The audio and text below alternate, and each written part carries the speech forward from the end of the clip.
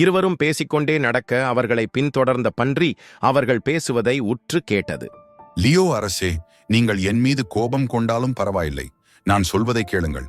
மான்களை மட்டுமே வேட்டையாடுவதை நிறுத்திட்டு எந்த விலங்காக இருந்தாலும் நீங்கள் வேட்டையாடலாம். இந்த மாற்றம் உங்களிடம் நிகழ வேண்டும். இல்லையென்றால் இந்த பிடிவாதமே உங்களுக்கு ஆபத்தாய் முடியலாம். நரியே, இது மட்டும் என்னால் முடியாது. அந்த பழக்கத்திற்கு நான் அடிமையாகிவிட்டேன். லியோவின் பதிலை கேட்ட நரி மௌனமானது. இருவரும் காட்டுக்குள் செல்ல இதை கேட்ட பன்றி மான்களை சந்திக்க ஓடியது.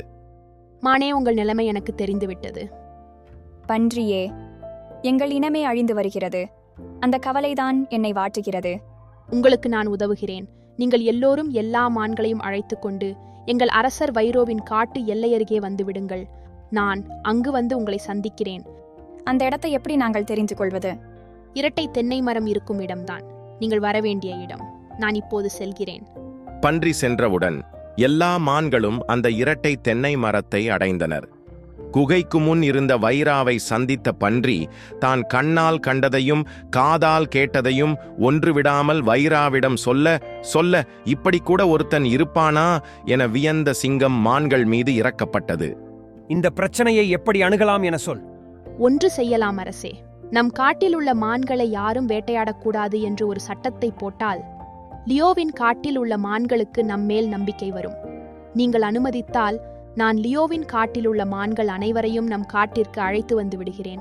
வேட்டையாட மான்கள் கிடைக்காமல் லியோ பலம் இழந்துவிட நீங்கள் அவனிடம் மோதி ஜெயித்து லியோவை அவன் காட்டை விட்டே விரட்டிவிட்டு அந்த அழகிய காட்டை நீங்கள் அபகரித்துக் கொள்ளலாம். நல்ல ஐடியாவா இருக்கே. உடனே இந்த சட்டம் அமுலுக்கு வரட்டும். மறுநாள் காலை வந்தது.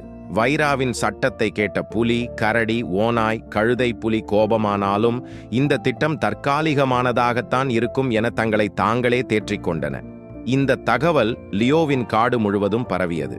உயரமான மான் மற்ற மான்களுடன் வைராவின் காட்டிற்கு செல்ல இரட்டை தென்னை மரத்தினருகே காத்திருந்த பொழுது பன்றி அங்கே வந்தது. மான்களே, வைரா அரசர் உங்களுக்காகவே ஒரு சட்டத்தை இயற்றியுள்ளார். நீங்கள் என்னுடன் வாருங்கள். எங்கள் காட்டில் நீங்கள் பாதுகாப்பாக வாழலாம். மிக்க நன்றி என்று சொன்ன மான்கள் பன்றியை பின்தொடர்ந்து வைராவின் காட்டுக்குள் நுழைந்தனர். அவர்களின் மனம் நிம்மதியாலும் சந்தோஷத்தாலும் நிரம்பியது. மறுநாள் காலை வந்தது. Click the below link for the full story.